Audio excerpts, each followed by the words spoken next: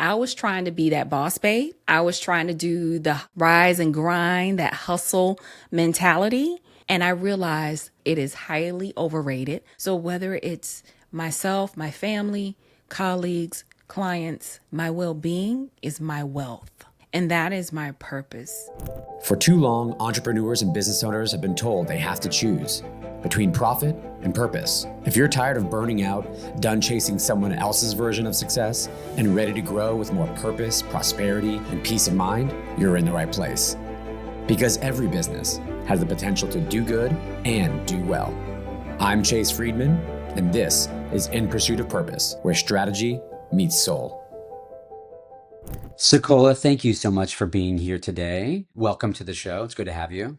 Thank you. It's good to be here. I had the great pleasure of being on your show quite some time ago, the Work It, Live It, Own It podcast that you host. And I think probably some of the most insightful questions that I remember after the episode making me go back and reflect on some of the answers. I'm like, wow, I haven't really thought about some of these things before that you pose. I need to do a little bit more soul searching and homework next time.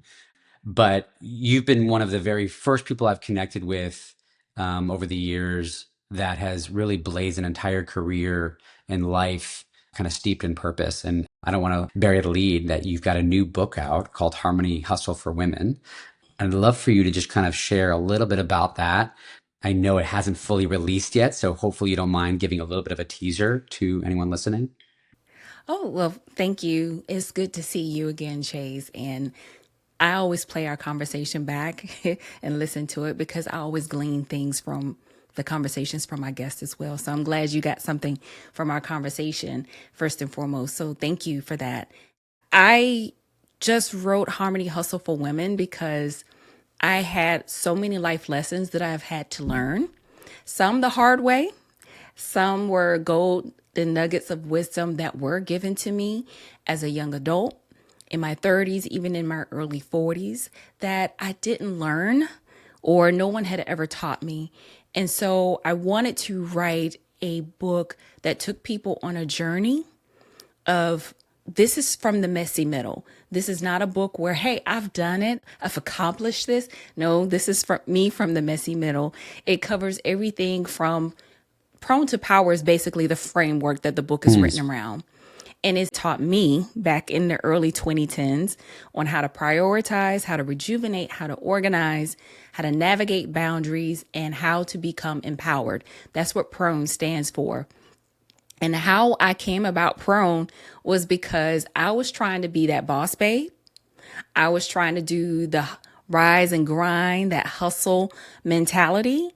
And I was working my 9 to 5. And I was running a business part-time, like most educators do, right? We have to have a side hustle because we don't have enough income. So it's not uncommon. And I was working myself late into the hours of night. If I got an email from someone I was working with, I would literally get anxiety and panic attacks. And it wasn't until a friend of mine, another business owner, said, well, what are your core values? And it really made me sit down and figure out what my core values were and how they looked and showed up in my life. And that's how I came with Prone to Power. And I realized the boss babe mentality does not work. It is highly overrated. Multitasking is highly overrated. So when I finally learned how to throw the boss babe manual out and realized that I was carrying a lot of burdens on my back, not just the burdens for me, but the burdens of my family, my colleagues, what I did at work, society. And I was like, this is a heavy load that I don't need to be carrying. And some of this I need to offload. Some I need to learn how to delegate, which is very hard for women to do because we tend to feel guilty if we delegate. Or we're the type of woman that everyone seems like everything is going well for them. Oh, they can handle it. But then secretly inside, you're wondering, well, who's going to show up for me? Which can lead to resentment, bitterness. And we start lashing out and acting in ways that are not like us. So Harmony Hustle for Women, Master the Art of Thriving in Life and Career is a way to take burnout and turn it into brilliance. Wow. If you took out the WO in women and it's like the Harmony Hustle for Men, you would change another word. I'm still fully enthralled either way. But my point is that And I love that you're speaking to women, but there's so much that I know that I and other men would glean from this, because so much of what you just said resonated. I think men don't offer that level of vulnerability and feeling like the weight on their shoulders.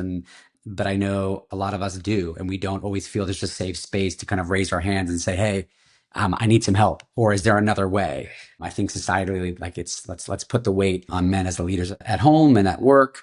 But I appreciate you for sharing what you call the messy middle. I love that term and that phrase. That is very much the theme of this show and what I want people to share. And you came out right swinging with it, because it's true. I think we get distracted and disillusioned by what we hear, what we see, what we learn, what we read early on in our lives.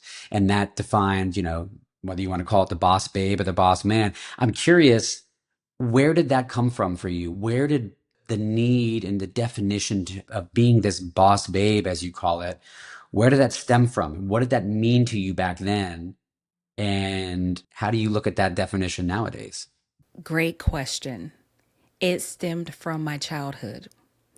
Growing up, having somewhat of a stable childhood early on, and then everything just flipped to single parent home, to low income housing, to being homeless, to not having food in the refrigerator. So as a teenager, I said, I will do whatever I need to do. I will hustle to make sure that I don't go without. I will work tooth and nail to make sure that my refrigerator is full of food, because there were times I would open the refrigerator and there was nothing there as a kid. And so when I'm in education now, so when I see or hear that children are hungry, that hits me core, because I've been there and all you have is the school lunch or school breakfast to rely upon. So that's where that hustle mentality always came from. So from the time I was 16, I started working. Then it was, okay, college and work part-time.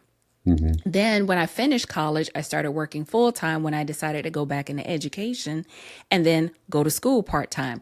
So it was always in my mind like, okay, I'm got to do better. I'm going to bring my A game. I got to stay super motivated. I got to find ways to bring in income, because I will not go without. I will not have to worry about being evicted, lights turning off, whatever. I will do what I need to do. So being a hustler was always my mentality. And when I got married, I found myself fighting, not physically fighting or arguing with my husband, but if I was sick, I would feel guilty because I got to take a day off. And oh my goodness, just like most educators, I have to take a day off, but then I know if I take a day off, there's going to be consequences for me, because now I've got all this paperwork or things I need to grade, things I need to catch up on. Or if I was sick, this was just a pattern from my childhood. You could be sick for so many days, but then it was like, nope, you got to get up, you got to disinfect the house, you got to air out the house. And he was like, what are you doing? You are still sick. Why are you not in the bed resting? You're not going to get better if you don't rest. So it took me years to actually go, you know what? I'm tired. And it literally took me, I got walking pneumonia and I couldn't get rid of it for 4 months. And so it put me down. I could not It'll do do that, anything. right? I mean, if you don't heed the call, if you don't listen, it will impose its will on you and say, It no, I will. am going to slow you down if you can't slow yourself down. Your body will tell you enough is enough. And I think that's when I finally learned my lesson. And when I started running my business back in 2013, and I realized, oh, I'm taking on clients that don't suit me, that doesn't suit my business model. And it wasn't until I started running my business where I started learning more about myself. What is it that I really truly need to thrive? And I am still operating at what people call scarcity and lack. I'm taking on clients. Why? Because I want money? Or do I want to take on clients because I want to make a difference? I really see the vision and mission of what they're doing, and I can see how my business can support them. Because I started out as a certified coach's virtual assistant, went on to be an online business manager, and then I started coaching new coaches coming on how to set up their brand and their business and things of that nature. And it wasn't until I started doing that that I realized, okay, this client is not a good fit. Well, let me refer them to someone else. And when I was doing that, I allowed more space for me to bring in clients that really suited me. And I was a lot happier. I was more at peace. And that was the beginning of it all. And then when I found myself in those ebbs and flows of life and something traumatic would show up, okay, how can we thrive in this time period without losing ourselves by staying grounded? And so that's where I came up with the acronym for PRONE. So I still go back to that every now and again, even right now, what I'm going through right now. How can I be prone to power? How can I still lead a life with purpose? Prioritize what's important, delegate what's not important, because not everything that's important and urgent has to be done right away. Your life is not always urgent and important. Every task, everything that is thrown your way is not urgent and important. The ones that are, you take care of right away. And the other ones, you were like, okay, let me set a plan and figure out how to accomplish that. And just listening to your story, we come from very different backgrounds, but there are so many commonalities. It's scary in terms of learning to start a business, run a business, thinking you have to be all things and say yes to all these clients. And we don't stop and think for a moment, what is it that matters to me? What is it the greatest good I can do for my clients and in the world? And I had a similar trajectory in my business where I had to hit rock bottom burnout to kind of figure that out. And I think the universe has a way of whether it somehow letting you know, putting you down, hopefully not walking pneumonia. What would you say? I think some of your book is probably outlines this, but what would you say to founders, maybe just starting out early on, or even thinking about this journey for themselves, how to see it coming before it hits them in the face, right? That is a great question because your body knows and your body tells you all the time. We're just stubborn and hard headed and we don't want to listen a lot of times. Our body will tell us in the form of panic attacks, of heart palpitations, of headaches, of stomach pains, even our mood, especially it depends. I would say women, because I am a woman, so I speak from that frame of reference, but even men. If you notice that you're irritable, if you know that you're more snappy at your loved ones, more irritated by the simple things that you know that should not irritate you, that normally don't irritate you, if you realize that you're sleep deprived and you know when you're sleep deprived because you're not getting good hours of sleep at night, you're not eating healthy, you find yourself eating at your desk. And I'm guilty of that from time to time. And then I have to remind myself, SaCola, that is so not sexy eating at your desk with crumbs on your desk. Walk away, walk Uh-huh. away. Even if it means take 15 minutes, take a sip of tea and put the phone down. Matter of fact, if you just put a timer on your phone and then walk away from your phone, put it away, sit away from it. And when the timer goes off, okay, get back to work, but take that pause. But our body is telling us all the time. We just have to decide whether we're going to be very intuitive and listen to it and listen to, okay, something's different. And sometimes we can see it in the faces of our loved ones and our friends, but like, what's wrong with you today? Mm-hmm. Is everything all right? Those are cues that we need to check in with ourselves. And a lot of times we're not doing that. Well, unfortunately, I feel like I'm checking a lot of those boxes at the moment myself. I mean, thank you for the reminder. I'm going to hear your voice when I eat lunch at my desk next time and I don't get up to work. Like, that's not sexy, Chase. That's not sexy. I think that's a good motivator that I haven't used that reasoning and rationale yet, but I will. Look, I think listening to your body is important and seeing those signs. Yeah, we become really good at tuning it out, don't we? We We become do. really good at just saying, no, no, no, just next week I'll slow it down, or this weekend I'll slow it down, or next quarter, or once I hit this milestone. We become really good at self-sabotaging to never justify when it's the right time. So I think that's kind of a warning call that people need to heed a little bit more of. Let me ask you this. When you are feeling, there's days where you might be feeling some of these things and you know that you're on your path, but you're not quite there. It's a journey, right? It's not like, hey, I've arrived. It's a journey. When you have those hard days, when you wake up and you say, what am I doing? And there's got to be a different path and a different way, and the grass is always greener, and you start getting into your head. what is it that pulls you back? What is it that you tell yourself that sort of re-energizes your spirit and your will and your inspiration to kind of keep driving towards your purpose? When I feel I'm lost, I call it the fog, the dense fog, and I can't see my way through or clarity. That is my indicator to take a step back and reassess. That's where I use prone. Okay, what are my priorities right now? Is this important? Is this urgent? Okay, I have a goal because I'm guilty of this. I have goals, right? We all have goals. But for me, what I used to do, and I still have to catch myself doing this, and my therapist, because I have therapy, it's been really great to have someone as a sounding board because I don't want to drive my friends and family crazy. So she will call me out on stuff and be like, why do you have to do that right now? And I remember, you're right, we can have goals, but they don't always have to be accomplished at once. Take one small goal and say, okay, is this something that I can accomplish in the next 3 months? Sure. Then let me focus on that right now.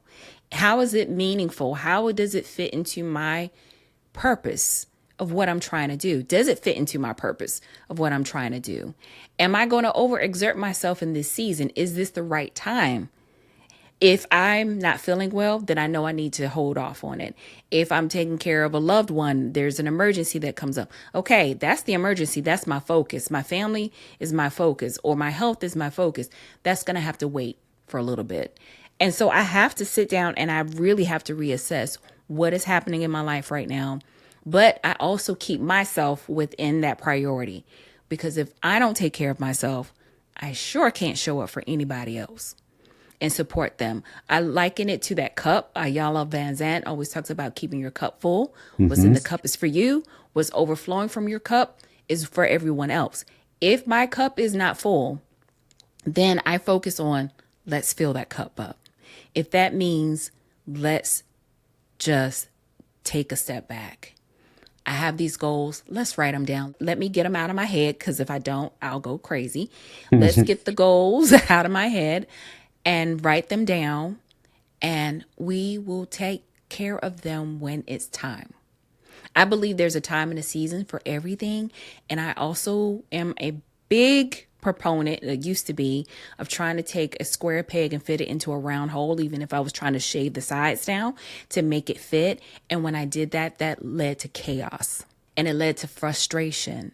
And I said, I don't want to live chaotic a life. I don't want to be frustrated. So I have these goals. They're wonderful, but I will accomplish them in due time. So that is how I bring myself back. I have to go through those questions and say, what is my priorities right now? And if rejuvenation, the R in prone, is one of those ways that I need to bring myself back, okay, what does that look like for me right now? Do I need to go on a mini vacation? Do I just need to step away for a few days? But I think going back to what you were saying before, how we would just drive ourselves, and if we can see the signs in our body, it's because society rewards output. Society rewards production. And if we're not showing results, if we're not producing, then what are we doing? We're not succeeding. That's a lie. You can have a successful life by not having a lot of stress, not having to multitask to the point where you're dropping the ball on small things that you normally wouldn't drop the ball on. If you have projects, and a lot of times, even in my book, I talk about ways to communicate with a colleague or a leader on delegating, or saying there's a tactful way and professional way of saying, okay, that sounds like a great project. Which one of these projects that I'm currently working on would you like for me to hold off on right now? Or this is a great project. It sounds like this will be a great idea for so-and-so. And it's not like you're just putting it off, but if your plate is full, you're tactfully letting them know, hey, my plate is full right now. Which one of these would you like for me to take off my plate to take on this project? Or I would like assistance with this. Maybe I can work with so-and-so to bring this about. And that is a way for you to realize and check in with yourself and say, hey, you're doing too much. And people need to understand that you are not this invincible force. You're human too. just like they are. We are imperfect. We have our days. And I think that is important in the work climate, even as a business owner, to lead with not just being nice, but being kind and empathetic and realize we're human too. And a lot of people are coming to work with so much on their back, with so much personal baggage. And all we see is how they can produce results for us. Sometimes we have lost the humanity in the work that we do. Yeah, I certainly feel that. I don't work in a conventional kind of workspace. I'm an entrepreneur, and it can be certainly a lonely and isolating endeavor. And what resonated, you wrote something maybe just a little while back. It was like in one of your articles or a post, or maybe it had been an episode. You basically said how to ask for help, right? With like you're allowed to need your people.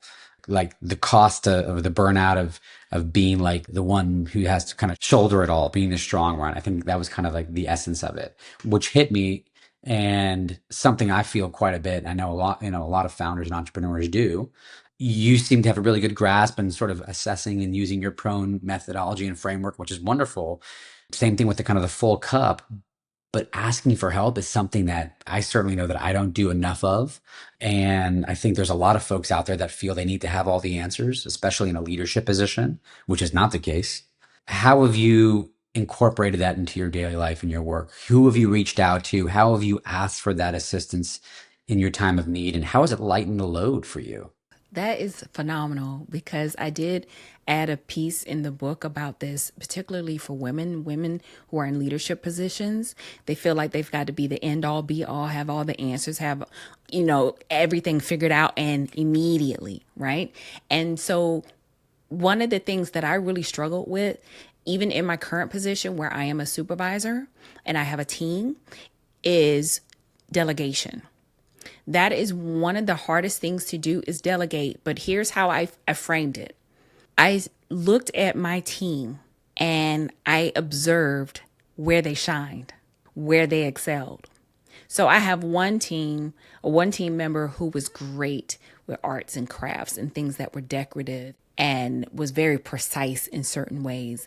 And then I had another one who has great customer service. Both of them have great customer service skills, but one knows how to, if there's pushback or dealing with entitlement, they know how to deal with that because they've had years of experience with customer service.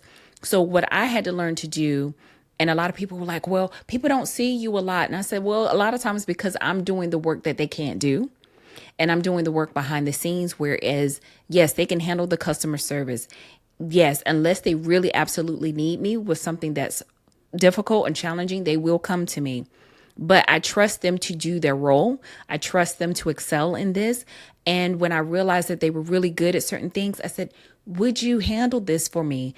This is the vision that I have, and I would love to see what you come up with. Maybe you two can brainstorm together, come up with an idea, then let's sit down and discuss it. And I love to hear your feedback. And because I wanted them to have some skin in the game, I wanted them to feel like, hey, I'm not just a worker bee here. I have some input in this as well. And I think that's where leadership comes in, is if you hired people, then trust the people that you hired and find out what lights them up inside. This is the part where I'm saying you got to get to know your people. You're not trying to get all into their business, but find out where they excel. Find out what they really love to do and see how that can fit into that vision. A lot of times you can find that out in interview discussions, right? But then over time, as you're working with them, you're going to see a little bit more. And that's what helped me to learn how to delegate. So when we're doing visuals and things of that nature, I know I can hand that off. I don't have to worry about that. I'll just say, just let me review it. At the end, if I have some questions, I will sit down and talk to you and ask those questions just for clarity and insight and help me understand, your thought process. How did you come up with this idea? And so it is challenging and it does take time. So for us who are so used in this society, having things at a click of a button, things happen instantaneously, relationships aren't like that. They happen over time. And so learning how to delegate and work with a team that you trust and let them shine in their own brilliance. So that way you can shine in yours and be the leader that you need to be. And it is okay if they ask a question and you don't know the answer. It's okay to pause Yes. Yeah. and reflect. And it is okay to say, that is a great question. Let me get back to you on that. And I've struggled with that. I did in the beginning, but now I'm getting used to it. You got to practice, right? Because at first, that is not the natural reaction. You have to catch yourself in the moment from giving the auto response. I think another great tool is reflecting back on, and maybe this is more of just kind of a delay or a procrastination, is, well, what do you think? It's the answer to that question. Because I find that a lot of people that work with me, for me, they'll ask a question that they have every capability of answering for themselves. And perhaps they're looking for validation of that, or they're unsure. And a lot of the times I would just answer, I would just give them an answer. And then I realized, you know what? They're never going to learn or build that skill and inner confidence if I keep answering the question for them, right? If these are things that I know that they can dig deep and or find the answer to, I'd rather them find it for themselves and then come back and let's have a conversation. I've had to do this with my kids as well, even though my kids are very, very small and they have questions about everything. But instead of just coming in and being dad with the answer, I want to slow down and say, what do you think about this? And how do you think that you can see the sun and the moon at the same time? I mean, like things that I want them to at least conjure their own imagination, because that is a muscle and that is a skill. So many of us are just used to putting the question in GPT or Google and getting the immediate response and the immediate answer. Like, it's habitual. Like, to sit with a question, an unanswered question, when does that even happen in our lives anymore? That tension, because the minute you don't know, you're like, oh, let me go look it up real quick. I'll find it. Like, you can't not know. It's a compulsion. So that's an interesting way to kind of step back from it as well, and trust the people that may have some insights that you don't. I love that. I like that. My husband did that to me a lot when we were learning another language. I was like, okay, well, what does this word? And he said, look it up. And I was like, man, that sounds just like me when I would talk to my students when I was a teacher. I'm like, look it up. That's when you had dictionaries in the classroom. Sure. Or even now, I'm like, no, there's a dictionary right up. Don't use your phone. Yeah. Yeah. We have encyclopedias, we have dictionaries. Look it up and figure it out. We have a book on that, and it's an easy read. I'm sure you'll find the answer, and then let's talk about it later. But yeah, I had team members that they didn't have self-confidence, or they were seeking external validation. I'm like, well, and I said, why don't you think about it and y'all two discuss and then come back to me and let me know what you think. Tell me your thoughts. And that empowered them because I saw and this was a woman, a mother of 5, and she didn't have the confidence at the time. And so by the time she retired, she had so much confidence. She was like, well, I went on ahead and took the liberty of doing so and so and so. And I'm like, oh, okay, really? And she was like, I figured you wouldn't mind, but I just wanted to let you know, this is what we decided to do. And I said, and a lot of times it was great. That was one less thing I had to worry about.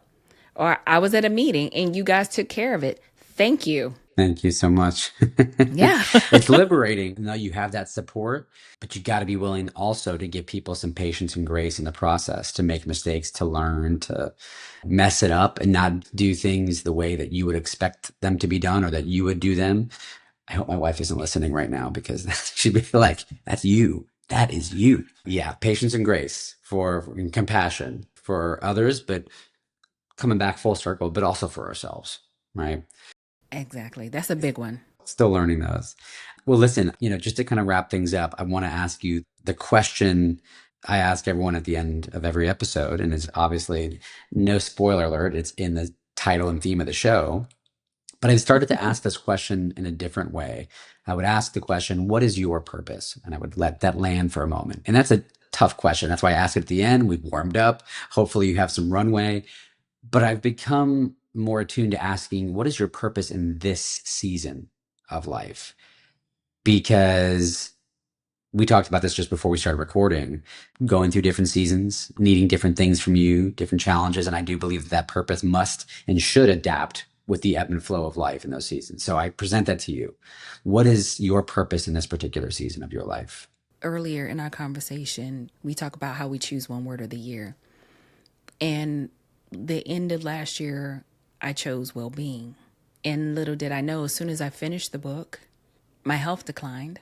I lost some mobility doing small things for myself. And it was a very humbling experience. And so my purpose now is whatever I do is to make sure that my health, whether it's spiritual, emotional, physical, is taken care of. That is my purpose, because if I don't take care of myself, I surely can't show up for anyone else.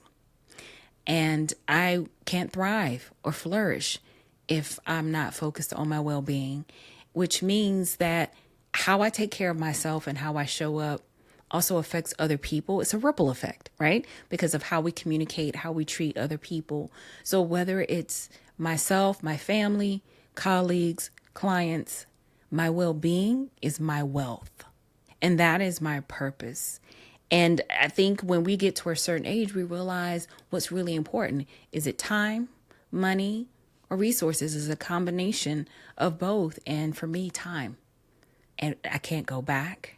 I can only focus right here, right now. So well-being for myself, for others. And if there's a way that I can inspire myself while inspiring others, great. Then mission accomplished. Wow. I'm glad you are giving that grace and compassion to yourself to take care of you. I can only imagine the people that you've taken care of along the way. So it's time to give some back to yourself. So I'm really happy to hear that. Yes, thank you. Appreciate it. Well, again, thank you for sharing this conversation with me and sharing the messy middle and being open and sharing your wisdom. I wish you all the best. We'll definitely talk soon, but let people know, let us know when we can get this book of yours. It's out. It's out. Well, tell us. Okay, so it's out there. You can find it on Barnes& and Noble, Walmart, Amazon. I can send you the link, but or you can head over to my website, SaCola Lehr.com, and you'll see Harmony Hustle for Women. There, you can purchase the ebook or the paperback book through Amazon. But I also have recorded the audio version of the introduction there on that page, so you can get a taste of what the book is about and just a little appetizer if you choose to buy it. After hearing that, great. You I would should love buy the it. support. We'll put a link in the show notes with how to get a hold of you, how to reach you, how to find the book. But once again, thank you for your time. Appreciate you. And onwards. We'll talk soon. Thank you. Take care. Alrighty. Bye-bye. Thanks for listening to In Pursuit of Purpose. If this episode helped you, please follow the show, leave a quick review, and maybe even share it with someone who's been building something meaningful of their own. And remember, you are more than ready for this next step. Head over to my website at chaseryanfriedman.com, and you can start building your own purpose positioning strategy, explore free resources, and even find more inspiration for the road ahead. I'm Chase Friedman. Onwards.